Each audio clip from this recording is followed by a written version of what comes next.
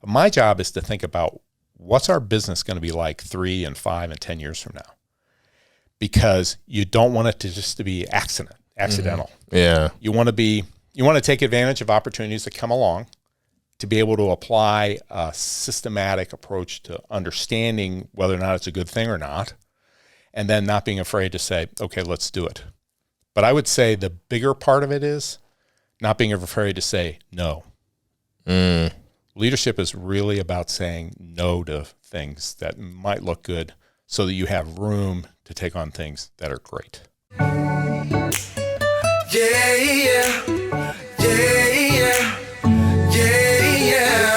Welcome to me casa, make yourself at home, do your do. Welcome to my pad, this your lab, go create your move. This episode is brought to you by Subway.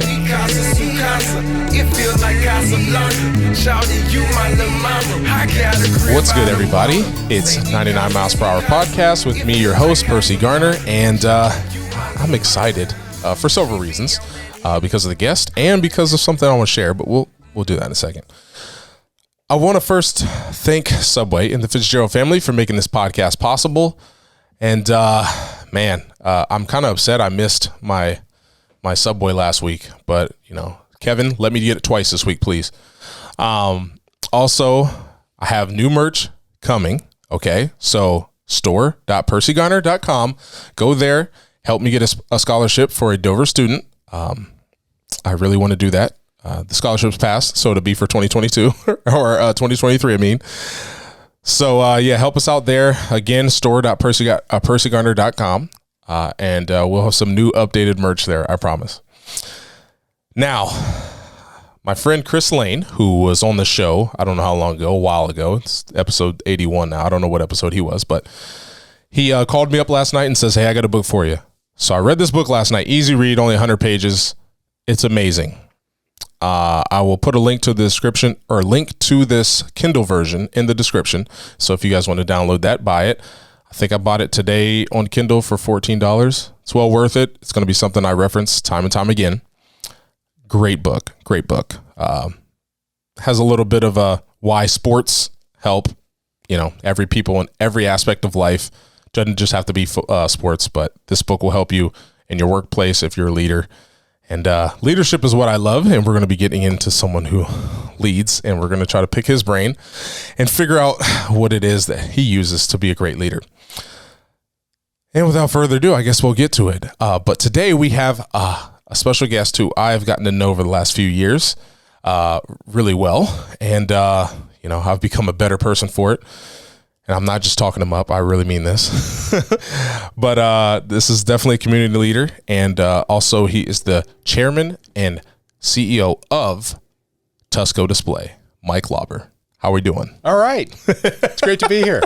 It's good to be here, too. I want to say, you surprised me. Carmel said you were really good in front of the camera, but some of the people, I'm like, all right, we'll see how they really do. And having you on the telethon, I was like, whoa, Mike is really, I was enjoying you. I was like kind of getting distracted on what I was supposed to be doing because I was just watching you. But do you like that situation? Do you like being live on TV and having to just come up with stuff? Apparently. And you got to cut someone's tie. That was pretty cool. That was pretty fun. And nobody knew that was coming. I didn't know it was coming either. So. That's what it's all about. And I appreciate you doing that. I appreciate everything you do for the Rainbow Connection. And also appreciate having you here on the show. Now, usually the structure of the show, we go over little current events. And this one really affected me because I have a meeting that I have to drive to. I haven't had to drive since I've worked at Rainbow Connection, but this meeting I'm going to have to drive, and I'm like, dang, man, this is going to suck because the gas prices are really high. But I have a question for you. How does that, obviously it affects regular consumers, normal people having to fill up their cars. How does that affect, or does it affect your bottom line? You being within merchandising and stuff like that, does that affect you at all? Well, it's funny that you ask that.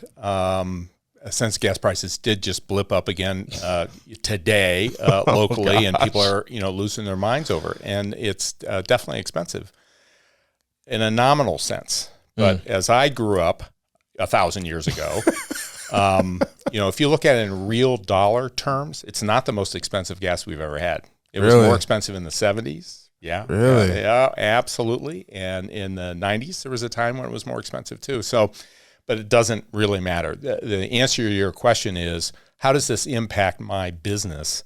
You know what? Utility costs, material costs, all those things are impacted by inflation. And for the first time in a long time, we're dealing with inflation. So those costs get passed along.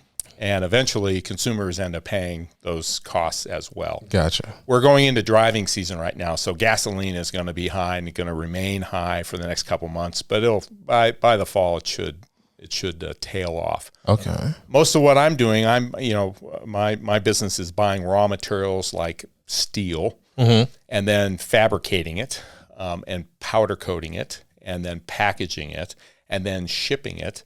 And all of those things are impacted by utility costs as well as gasoline costs. Yeah, I was going to say, I can't wait to kind of dive in, because I do have a little bit of information about, your business, but I feel like it's just the tip of the iceberg. So we will get into that as well. But I also want to figure out, what got you into leadership and stuff. So kind of go into path, because I'm supposed to be doing this thing, at the beginning of these videos where I'm supposed to say, hey, you like and subscribe, and I always forget. And I'm also supposed to give you a preview of what I'm going to be talking about. Remind me after this to record that, Josh. But who cares? You guys will be all right. I will say, like and subscribe. And also, if you don't have the ability to watch in the video, we are on Apple Podcasts and Spotify, so you can listen as well. So a little late, but better late than never. But today I want to focus on, I'm going to jump around. I have this outline here to keep me on track. All right, I jumped too, man. So I'm off the rails. We'll be in sync here soon. Yeah, I wanted to ask, if I'm, because I'm assuming your customers are other businesses, I guess. But yes. But before we get into that, like, how did you get to where you're at now? Like, I'm not asking, hey, where were you born or anything like that. You ain't got to go that far back, but just, I guess I want to figure out, okay, Mike Lauber, how did you become the chairman and CEO of Tusk Display? Well, I want to be completely clear and transparent about this. To use a baseball analogy, okay, I was born on third base. I didn't hit a triple. Okay. And the reality is, my family, my parents, my father in particular was a very successful commercial banker in Stark County, in Massillon in particular, which is where I grew up. And he was bored with being a banker, but very successful at it, and said, I want to do something that I can involve my kids. He didn't believe in nepotism in a public company, which he ran, but he believed in nepotism. He wanted to have something that he can engage and involve his children, his four kids. I'm his eldest and best looking. And so he contacted his other banker friends and said, I'm looking to buy something. Okay. Not very specific. And he looked at businesses for 7 years, everything from golf courses to distribution businesses to manufacturing businesses. The first thing he ended up buying, our family bought, was Tusk Display in 1979. Really? It was about the time I was coming out of college. Don't do the math. And we ended up buying another business in 82, another business in 84, another business in 86, another business in 92. Wow. Okay. And in total, a total of 7 different businesses that my family bought over time. And over time, we have since divested of those. Okay. Each of those businesses was run by one of my 3 siblings. Oh, nice. So I love that. Their dream was to have 4 businesses, all of equal value, that they could help each one of the kids do their own thing. And most of them were manufacturing. All but one of them were manufacturers. So we still own, my brother Pat and my brother Mark's estate, because he passed away 19 years ago this week, still own Harrison Paints in the Dutch Standard brand in Canton. Okay. So if you need to have your house painted or whatever, make sure you insist on Harrison Paint. Okay. And that was the last thing that we bought, and the first thing that we bought, Tusco, and we still have Tusco. So wow. I'm the principal owner of Tusco, and my brother Pat, and his nieces and nephews are the owners of Harrison Paint. Okay. So I had the opportunity to come and work in a family business and get my hands dirty, and my other siblings did the same. So we learned from our father. We learned from mistakes upon mistakes upon mistakes, because that's where you get the real lessons. Yeah, exactly. It hasn't been all success along the way by any stretch, and it's worked out in the long run. It's worked out. That's awesome. I didn't start thinking about that until I guess one of the people we've had, actually we're going to have on here soon, who's going to come interview me. Steve Van Horn, he kind of, I want to say, had the same thoughts as your father. He worked at a Fortune 500 company, did really well there, but was like, you know what? He's got 3 boys. They're 3 crazy boys, but I think he wanted something to, that he owned, that he could kind of, set them up with and see if any one of them wanted to get involved with his businesses whenever he's done. Now, I hate to speak on his behalf, but I feel like that's what he's did. And I think ever since that, I'm like, man, that would be amazing. I kind of want to give my kids that opportunity to see if they want to do it, But. Well, so let me throw a little damper on this conversation, because my father is also fond of saying over the years, and he's still alive. He's 87. Okay. And he would say, most people have a romanticized idea of what family businesses are about. Most people aren't in family businesses. Those of us who have been in family businesses know you bring all your baggage with you. And sometimes separating the personal from the professional can be very challenging. And you get rivalries within the family that come with the territory too. Okay. So, just a word of caution. Yeah, it's not a panacea. By any stretch. Gotcha. There are definitely challenges associated with being in a family business. Yeah. And I guess I could ask the Fitzgeralds of Subway what yes, that's you like. could. They'd be able to tell you a little bit about that too. Man, that's awesome, man. I just, I think that's something that people and parents, strive for, but it's also good to know both. And not every time is your kid's going to want to take over that business, but I guess your family lucked out, so to speak. Well, Percy, I would tell you, I have 4 children, none of them in the business.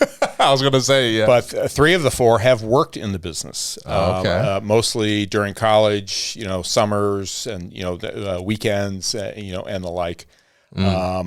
But I have not really actively encouraged them. If any one of them had said, I'm interested in the business, or if they all were, I'd have encouraged that as well.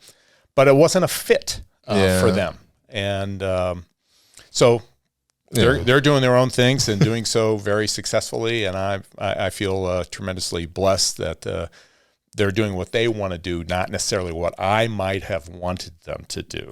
Yeah, that's another blessing. That's another piece of the challenge. So. Okay, that's a blessing. It sounds like they're blessed to have a father like you, and I'm familiar with them, and if I was them, I would have took over the business. But also, I want to dive into Tusco Display and what that is, and who it benefits, and who are your customers. So, I'm assuming, say, hey, I'm 99 miles per hour, and I want to sell some 99 mile per hour mints, and I really want, this is how before I ask any questions, this is what I think when I think of Tusco Display, and I want to merch. And I want to be, have a display, and so people are more enticed to buy my product, because Lord knows how many mints there are in stores. Am I on track of sort of what you would I be a customer? No way.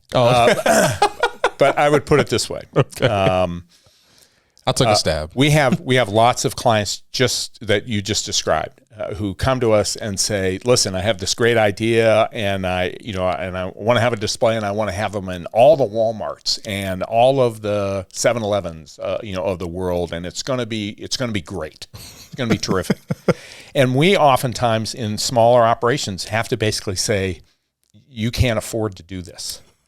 And we give them some kind of rules of thumb to say, how much can you afford to put into a merchandiser? Some people will spend more money than they'll ever make by what they sell off of the product. So there's and by the way, that retailer has to agree that your product is something that they want to move something else out that they already sell or have an opportunity to sell and put yours in place. So you have to be able to show them you're going to make more money because you have my product on your shelf versus somebody else's. Okay. Starting to make sense to me now. Yeah, it starts to get very, very challenging. So we often have had, people, approach us that we've had to basically say, doesn't make sense. It doesn't add up. It's not going to work for you. So instead, our clients tend to be bigger companies, not a surprise, who have the means to spend the money. And oftentimes it's products, not like mints, but say it's a door. How do you merchandise a door? Or a bunch of doors? Well, you need to have some kind of framework and some an engineered solution that's going to hold up. Now, I will tell you, we have a number of do-it-yourself brands that we do work for. One of our newest and favorite new clients is ProVia. Okay, I was going to ask that, and we're making displays for them, right now. Awesome. So it's great. But most of our clients are not local to us. They are, all scattered around. So if you bought a Carhartt jacket, somewhere, or you bought an American greeting card, or a Tone Spice, or a can of Rust-Oleum paint, or some Rubbermaid products, a variety of different things. We've made displays to merchandise those. Goodyear, Michelin, Bridgestone, a lot of the tire and rubber companies as well. So lots of different kinds of brands and lots of kinds of retail environments. And I always love it when somebody says, what do you do? And I said, let's walk into a store and I will find something that we've produced. At just about any kind of major store, we can find your stuff. That's awesome. Yeah, it's a lot of fun. And part of the fun for our associates is to be able to say, well, I poked that hole right there. That I did that. That was part of I made that. And in little Janaden Hutton, Ohio. Yeah. But impacting people's decisions in store. Now, about 70% of decisions are made in the store as to what to buy. You may say, I need Ritz crackers today. And you go to get Ritz crackers, but you see Townhouse crackers are for sale. You know what? I just made a decision. I'm going to buy the Townhouse. Or the 1 pound, versus the 3/4 pound looks like a better deal. I'm going to make a decision about what I'm buying right in the aisle in the store. I make a lot of those decisions. I'm not good at shopping. It sounds like you're my perfect customer. Yeah, I am. Yeah, you want your influence, whether you know it or not. You're bombarded by thousands of messages. All those packaging and products are speaking to you, not just the signs as you walk into a store. Now, your mind is able to filter that much of that noise out, or you would drive yourself insane very, very quickly. And instead, you say, this is what I need and this is where I'm going. Our job in the display industry is to say, how do I break through to the right person who could really benefit and want to buy my product? So there's both art and science to all of this. That. And Tusko's been doing this since 1948. Wow. 1948. So, we've been doing it for more than half of those years, but it's an exciting and interesting industry and a global one as well. I was going to say, quick example, my wife, Krista, I needed to get 5 things at the store. Should have spent $20. I ended up with maybe 18 items, spending $130. And I'm no longer allowed to go shopping. But you're welcome. Thank you. Appreciate it. We're here for you. Yeah, I mean, that does work out for me in the long run. But now for you, obviously you said this is out of little Janaden Hutton, Ohio. Yeah. And, a lot of my listeners are from this area, but there are some, Janaden Hutton wouldn't show up on Google Maps. You got to zoom way, way, way in. But that kind of brings me to my next point. Like, how, because you would think you're working on all these big companies, you're in all these stores, these retail stores, and you're doing a lot of things I thought maybe more local companies would, but it makes sense. How in Jeanette and Hutton, like what about Tuscarawas County, or what about that location that allows, or the success you've had, not to where how do you have to pick up and leave? Well, a variety of things. First of all, it's inertia is a powerful force. Okay. So it's easier to stay where you are as opposed to move. So there has to be a compelling reason to move. But we're within 500 miles of 70% of the retail stores in North America right here. Wow. That's a one-day ship point to 70% of the retail stores in North America. Toronto, Chicago, New York, Atlanta. That's a big advantage. Dang. That's one of the reasons as you drive to Columbus and you see warehouse after warehouse, Amazon, FedEx. That's why they're there, because this is a great place, this region, to be able to serve much of the population in the United States, especially east of the Mississippi. Wow. Okay. That makes a lot of sense then. Yeah. So being here is a good thing. Yeah. When we came, my dad asked a couple of other industry players and said, is this a good idea? It was actually before he bought it, and said, if you were me, why would you do it? And one of the answers they had was, you're in a great spot for distribution and access to steel. Because there were a lot of steel mills, and there still are throughout the Midwest. So that's our basic raw material. That's another benefit to being here, as opposed to being in New Orleans or Minnesota or wherever. Yeah, because I did a report. I just graduated, and I did a report. Congratulations. Thank you. Outstanding. I did a report, and we were trying to figure out where our location, because we had to come up with our own business, and we chose Delaware, and I feel like it was because of some tax causes or something like that. You can be a Delaware corporation located anywhere. Oh, okay. So you don't have to be in Delaware, and in fact, if you go to Delaware, there's not a lot of room. It's a very small place. Yeah, we needed you in on the project. you could have called. Drop a dime, man. I was there.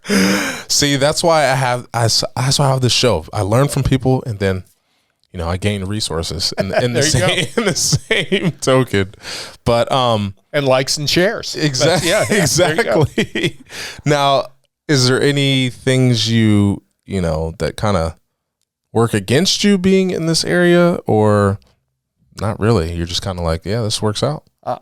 Honestly, the benefits far outweigh any of the shortcomings. Gotcha. So, from a transportation standpoint, I'm flying to Austin tomorrow, so I got to drive to Cleveland to get on a plane, or Pittsburgh or Columbus, and yes, Canton, Akron, but generally not. Yeah. So it's a little bit inconvenient, but it's really not a major problem. 40 years ago, where we primarily did business, both buying and selling, with companies within 250 miles of us. Much more regional. It's not a regional world anymore, and it doesn't have to be. You have the interwebs. You have a variety of ways to be able to communicate. I remember our first fax machine. Said the old man. I remember way back. I remember when FedEx was a thing. That you could get something shipped to you and you'd have it the next day from Cleveland. That's impossible.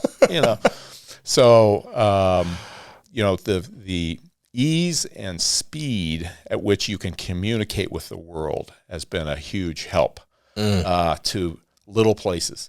And you've seen over the last 2 years with the pandemic that people are willing and, in fact, preferring to live out away from the metropolitan areas. It's more cost effective. Yeah, that's why I love living here. Well, you take the home you live in, I don't care who here locally, whatever home you're in, and go transplant it into a lot of other places, and you just tripled or quadrupled or more the cost it would take you to get that. So it's a lot more affordable to be here. And the other benefits. You have a great sense of community here. Schools. Terrific schools, particularly the one you're most familiar with and close to here and my kids went to. But it's also, we have a terrific work ethic in this area. we've got great people, and there are great people everywhere. Yeah, certainly. But we have more than our fair share, and that's a great blessing to us as well, to have great people who show up, who really work hard, and do their level best all the time. Yeah, I see that at Rainbow Connection. We're not getting a lot of people asking for financial assistance as we did, which kind of is weird, but I just feel like people are, they kind of were woken up by, 2020 and 2021. And I don't know, maybe it lit a fire, made people adjust. I know we started this podcast. I know a lot of churches started live streaming. There was a lot of people that made adjustments. And even though it was a terrible thing, I said this before on the show, kind of, benefited some people, because I never would have started this. I would have made excuse after excuse, like, oh, we need a better camera. Oh, we need this. We need that. Better merch. Yeah, exactly. Josh, I'm going to need you to design some merch for me. But, like for me to get the opportunity to learn about, businesses in my area and learn about people who, obviously are community leaders. It's been a blessing for me, and I'm learning all about leadership. This is this is my first like intentional leadership role. Every other thing has been involved with sports, and it kind of just came with the territory. I didn't really think, hey, I'm gonna be the leader of this team. It just worked that way. I led by example, but now I have to be a little bit more vocal with that. But was it always something that you were like, was it something you were afraid of? Like, oh crap, I got to manage these people? Or were you just like, kind of like looking for ways to spread your wings and become a better person and a better leader? I would say that I'm both blessed and cursed as an exceptional extrovert. So I know you're an introvert, Percy, and all, kind of quiet, try to draw you out of your shell. Exactly. But the reality is, I was always comfortable being up in front of other people, and I had opportunities along the way to do that. But I also had parents who were leaders, and their parents were leaders, and so you kind of come from leadership stock, if you will. Yeah. But then you need to make your own way to that. What my parents or grandparents or aunts or uncles, or whatever, or siblings have done. At the end of the day, it's got to reside with me. But as I said at the start of this, I was born on third base. I had benefits that most people, Lord knows, in the world, I'm the 1/10 of 1%, no question. And I don't take that for granted. So I could tell. I had a family that was supportive. I had opportunities galore. I got great education. I had great opportunities and access to more opportunities than most people. And that's, I didn't do that. Yeah. But that's led me into a variety of leadership positions. And a lot of times being a leader is more about saying, somebody ought to do something, and I'm somebody. Yeah. As opposed to somebody ought to do something. Who's it going to be? Yeah, and waiting for somebody else to do it. Yeah. So. That's why I might even, I think you should take a look at this book, because I know you're someone who just doesn't like, well, I'm in this leadership position. Hopefully I do well. Like you're investing in yourself and in your company, kind of. When you invest in your leadership, that helps out Tusk Display. And that's what I admire, because most people, like you said, you don't take it for granted, but I think most people, whether they admitted it or not, if you're CEO of a company, your company's successful, it's kind of easy to kind of fall into a comfort zone and say, I got this, we're good, unless you're a company who makes the pen I just bought that hasn't changed since 1947. I would love to be the leader of that company where you don't have to innovate at all. Joe Bick. Yeah. I knew Joe. Did you? He was a year ahead of me in high school. Yeah. Wow. Yeah. That is crazy. Yeah, no.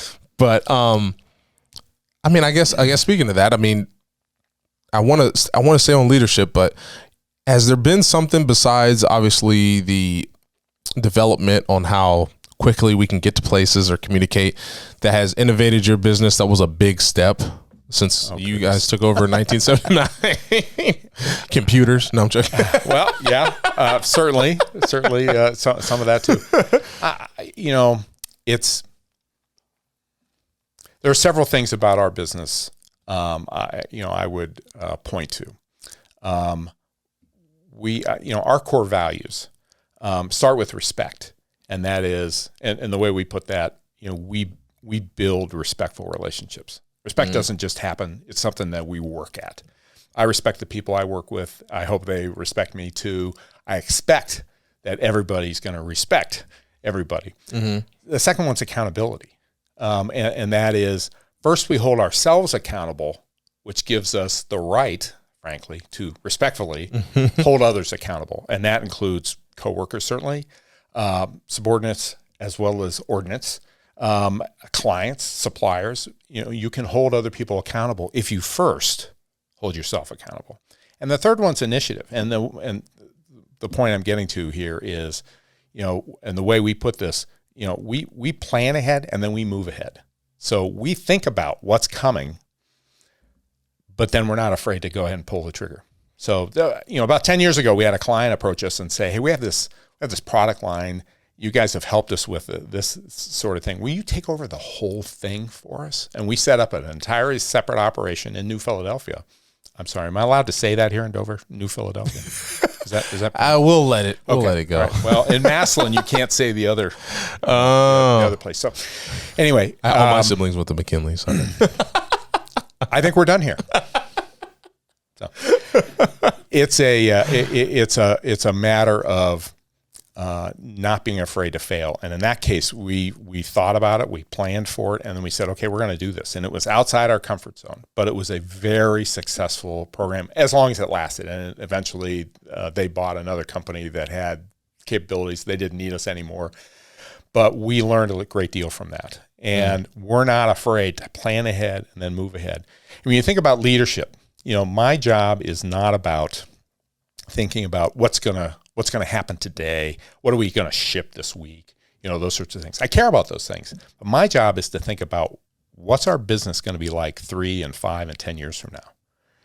Because you don't want it to just be accidental. Mm-hmm. Yeah. You want to take advantage of opportunities that come along to be able to apply a systematic approach to understanding whether or not it's a good thing or not, and then not being afraid to say, okay, let's do it. But I would say the bigger part of it is not being afraid to say no. Leadership is really about saying no to things that might look good so that you have room to take on things that are great. And too many times you say, oh, wait a minute, there's an opportunity right there. We've got, let's jump on that. And I've fallen prey to that thinking too. It's part of the learning you talked about. Yeah, absolutely. Absolutely. Hey, I've never stopped learning. I'm reading all the time and I'm involved in other development activities, all the time, because when you think you've got it all figured out, you're done. You're going to get run over. And what has kept us successful has being willing and able to thoughtfully continue to evolve our business, make smart investments. And sometimes our smart investments follow dumb investments, but they led us to make smarter investments. Gotcha. In equipment and capabilities and training and, those sorts of things. Okay. Now, one last question before we get to our, Josh rolls his eyes, the Fast 9. I don't know why I just thought of this while you were talking. Do you feel, especially for your business, that the jumps in innovation are bigger or quicker than they were when you first started? When you first took, not like when your family bought it in 79, but when you first when did you become chairman CEO? Well, I bought the company from my family in 94. Okay. So from 1994, did you feel like, you didn't have to innovate as quickly back then or as you do now? Yeah, it's a fair question. And I would say everything gets faster. Yeah. There's a saying, it doesn't matter by whom, that the world today, the world used to be big fish eats the smaller fish. Today, It's the fast fish that beats the slow fish. And so being fast and innovating and failing sometimes, part of innovation, more innovation happens in failure than ends in success. Wow. But it builds your ability. It's like, working out, and you got to tear down that muscle to build it back up. It's the same kind of idea. Not that you purposely fail, but not be afraid to innovate and try new things. Okay, that didn't work. Let's put a lid on that, and let's move on to the next thing. Yeah. Thoughtfully, respectfully, with accountability. Yeah. and do those sorts of things. So, yes, faster all the time. I got you. It's not slowing down.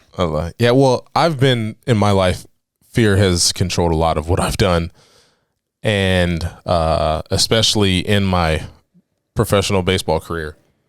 And that shows a lot of maturity for you, first of all, to say this out into the world. The ether now has heard that. They have.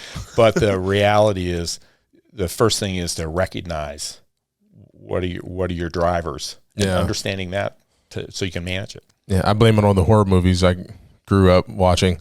But yeah, and I'm trying to get my kids to look at fear in a different way that I did.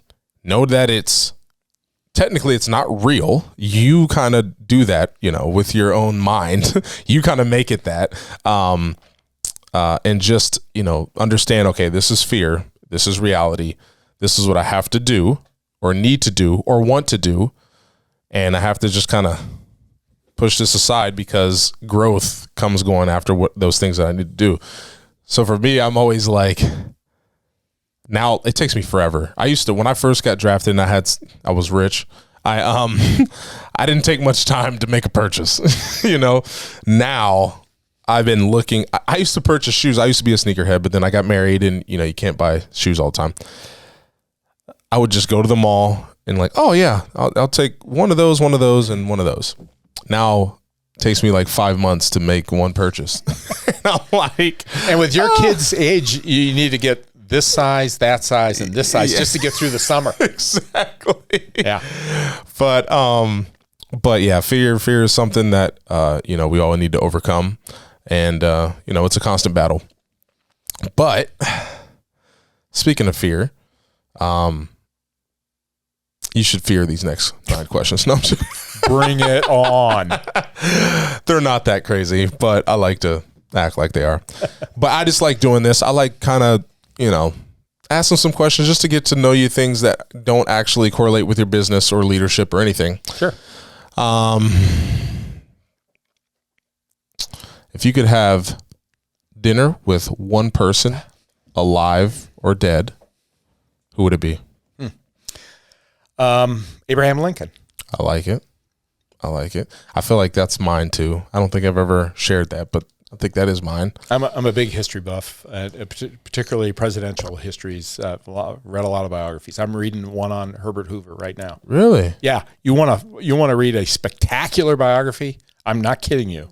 He's unbelievable. Okay, Herbert Hoover. I'll look at that because, I just history's not my thing. I'm a math guy, but when it comes to presidential history, I think it was because Mr. Court, my teacher, he would always sing a song. We'd have quizzes on presidents. It's president quiz time. It's president quiz time. You remember Mr. Court? He was our football coach as well. Great guy. But obviously I knew a lot about Abraham Lincoln because, the Emancipation Proclamation, we hate John Wilkes Booth. But fun fact before we get to the next question, I know it's supposed to be fast. Shut up, Josh. Define fast. I'm definitely not innovating fast enough in the business world with this questions, but I used to have nightmares about John Wilkes Booth, and I would see him like shoot Abraham Lincoln in the head at Ford's Theater. Yeah, wow. I was kind of obsessed with all that. It was weird. But anyways. Seek professional help. I do need to. Empower Tusk. I need to call Empower Tusk. But, okay, next question. I'm going to come up with a new one. If you could hire anyone to take your position at Tusco Display, who would it be? I have no idea. Oh, You know what? Every person that joins an organization, and ours is a small company. We've got less than 100 people. But you think about it, if there are 100 people and you add one, that's 1% of the total team right now. And it impacts the whole team too. And one person leaves. You know, we've had a couple people retire. Guy in December, 49 and a half years. Woo! You know, a guy earlier this spring, 27 and a half years. So when they leave, boy, there's something lost. Yeah. There's a real loss there too, and not just in job knowledge and everything, but it changes the organization. So any person coming into the company is going to change it. You know, the key is can they work with the culture and make us better. So you wouldn't want Elon Musk to come in and take your boss? Let me just think. No. Yeah. How about that? All right. I tried to go with a new one, but I didn't really give it any thought to how, if it would pan out or be a good question or not.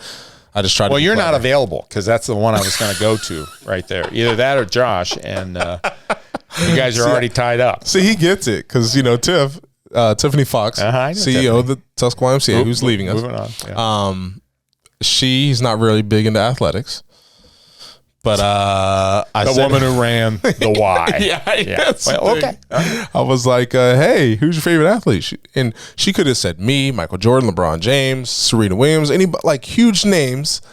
And she didn't give one. And I go, the cop-out answer is me. Come on. But anyways, this might be fast five. We'll get there. Let's say your favorite piece of technology. When I say piece, I don't know what I mean. Favorite technology instrument. Device. I like it. There it is. There's the word. You know, I'm not a techno geek. You know, I have AirPods. They're not AirPods, but you know, I have, which I never use. You know, as a for instance, I mean, I live on my phone. And certainly, well, you got to for work, right? The apps. Well, no, I choose to. Oh, okay. You know, I don't have to do anything. But the reality is, it allows me to go anywhere, do anything, read anything, research anything. You know, it's the proverbial computer in your pocket. So it may be prosaic, but yeah, my phone. Yeah, it's an honest answer. I like it. Best advice you were ever given. Oh, goodness gracious. Okay, so here's top of mind. Comes from my dad. Not a particularly big surprise. A lot of people might go there. And he said, "Listen, things are never as good as they seem, and they're never as bad as they seem." The whole point being, don't let yourself get too high or too low, because things aren't as wonderful or as spectacularly bad as you think they are. I like that. So another way of putting that, I was an economist by training, is a reversion to the mean. You know, so you get all the way out here. In case you know what the mean was, that's the average, Josh. No, I'm sure. Okay. The pendulum. How about that? There we go. You may be way out here and then way over here, but eventually it kind of settles more in the middle. And life on a daily basis can have its highs and lows. Don't get swept up in either. Like it. Here's a new one. Very simple. Favorite cereal? Yeah. I will tell you, many years ago, it was Life. Ooh, I just had a bowl today. You know why? Because Mikey liked it. See? Okay. Gotcha. But, I would say Frosted Mini Wheats. Okay. I like it. Mm-hmm. You should try Crave when you get a chance. It's newer, but yes. Yeah. I'm a serial killer. I mean, I got it. You can't say that on the internet, can you? I love cereal. I got it. My baseball locker had a couple bowls in it with 4 cereal boxes at all times. All right. Not as big as CC's Bathia, but I love cereal. Well, you're not as big as CC's Bathia either, so I'm getting close. All right, we'll do this as the last one. Dream car. I'm not a car guy. Me neither. Yeah. But I have one car. If I was ever going to spend money on it, even if I had the money, I wouldn't. But if I would be, it would be a Mercedes G-Wagon probably. But I wouldn't buy a car that expensive. I don't even buy new cars. I always buy used cars. I'm just not a car guy. So try another question. Okay. Favorite food? Oh, yeah. I would say fresh salmon right out of the river in Copper River salmon out of the Pacific Northwest. Okay. Caught this morning, eat this afternoon. I like that. Yeah. Do you eat salmon sushi? It's hard to say. No. Salmon sushi? Oh, you don't? Yeah, typically not. So okay. I love salmon sushi. Anyways, it's good to know. See, I learned something too. Yeah, exactly. Exactly. It's a lot of give and take here. This is good. Salmon sushi. Salmon say sushi. That 3 times. Yeah, I was about to say. And I didn't have sushi till I was 25 years old. Now I love it. Not many places in Dover to get it, but couple places. Yeah, because we call it bait here, right? Isn't that the old story? Yeah. But hey, look, Mike, man, this has been amazing. I've had you for enough time to get to know more of why you're who you are and why you've been successful and why you've had people stay at your business for 49 years. You must be doing something right. But I'm going to interrupt. Okay. Because the number one reason I'm successful is because I've been unbelievably blessed. And one of the huge blessings of my life, and I know it's the same for you too, is my wife, Elizabeth, who is spectacular. And anybody who knows her is right now going, oh yeah, absolutely. She's the most unbelievable person in the whole world. Yeah, we definitely lucked out. Now, did you have to work as hard to get your wife as I did? Can I tell you that the first time I ever met her, I had just performed in a play in college. She was dating another guy in the cast. They came to the cast party.